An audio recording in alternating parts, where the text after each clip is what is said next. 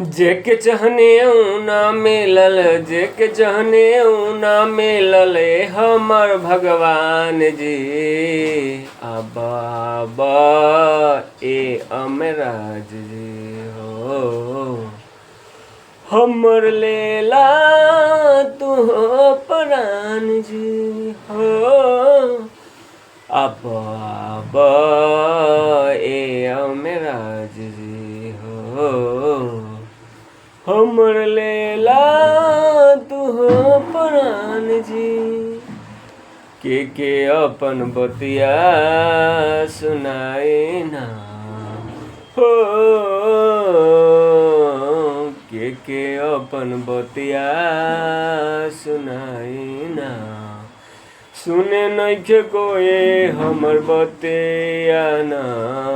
बाबा ए अमराज जी हो, हमर लेला तू हो प्राण जी हो। अब